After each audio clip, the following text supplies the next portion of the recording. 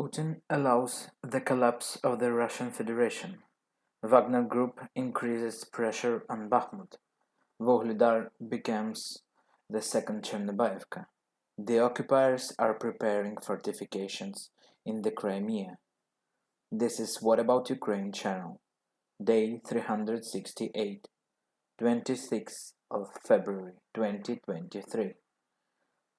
Over the past day, the front line has not undergone significant changes. An operation to contain the enemy is underway in the most active directions.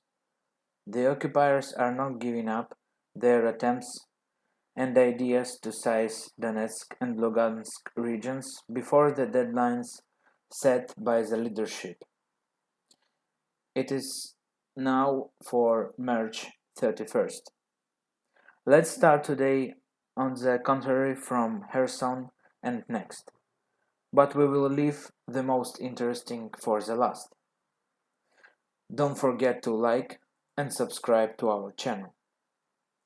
And of course, before to start, leopards cannot be destroyed as far as they won't go to front line right now. But Russian propaganda is not very clever, so they are taking photo about destroyed leopard in Syria in 2018 to chill their people about fears of Western vehicles. Russian occupiers are increasing the defense of the temporarily occupied Crimea. In particular, they are building fortifications. More than 150 Russian conscripts arrived from the Chelyabinsk region to perform engineering works. Repelling enemy attacks on Vuhledar continues.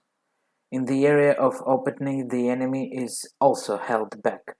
Footage of the tank cemetery, which the wretched Russian troops are beating and beating, is increasingly appearing on the internet.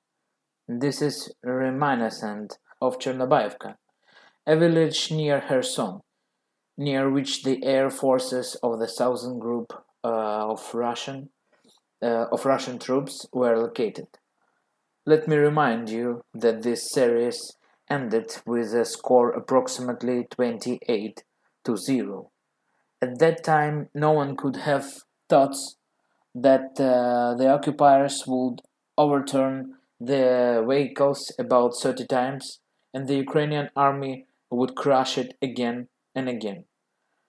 I will remind you that the Vuhledar area collected more than 100 pieces of broken Russian vehicles in the last week alone. Heavy fighting continues in the north of the Bakhmut city. In addition, the situation on the eastern bank of Bakhmut is critical. They pour in artillery and do not stop the assaults. In the south of the city, the enemy is regaining positions on some places and in some places losing them. There were weak attempts to attack Zelezhnyansk and more active Dubovo-Vasilievka. Mother Nature helps the Ukrainian defenders, and unofficial sources said that the water blocked the movement of the invaders from the north. Unfortunately, this restraint will not last a few days. To keep Bakhmut, titanic efforts of many brigades and units assigned to them are being applied. Enemy artillery was activated in many areas in order to at least somehow support the offensive operation, which did not fully justify itself. Next, we are going to Kreminna direction, where the battles are taking place in the forest near the city. But no changes have been recorded for now. Kharkiv and Kupensky direction, without significant changes. The city is starting to be rebuilt step by step. Water supply, electricity, and gas are being prepared in Kharkiv city. There was no shelling in the last day. In Kupensky direction, the enemy is trying to attack the positions of defense forces of Ukraine near the river Oskil, near the settlement of Masyutivka and Granikivka. As per non-official sources, we also have information that battle continues inside Granikivka city, in northern part of Ukraine.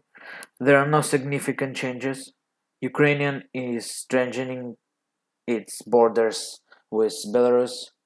Several lines of defense has been built. Training of personnel is carried out. Russia is starting to transfer the reserves that trained in Belarus closer to the Donetsk region, exactly to Rostov region.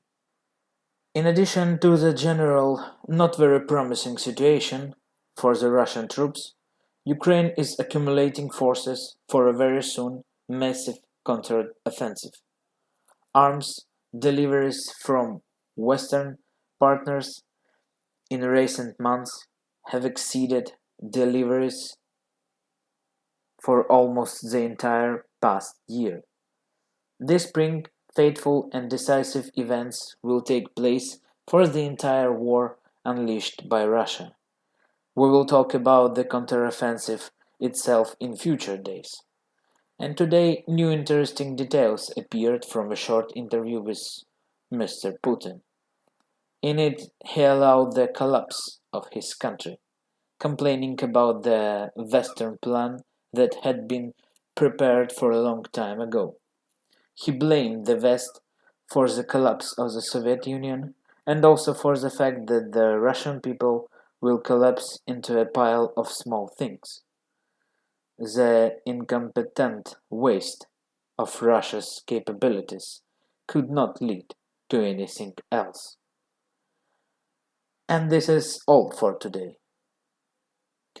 Don't forget to like, subscribe to our channel, and leave comments below the video. For those who want to support the channel, there are several links in the description. Stay tuned, stay safe, glory to Ukraine, Slava Ukraini!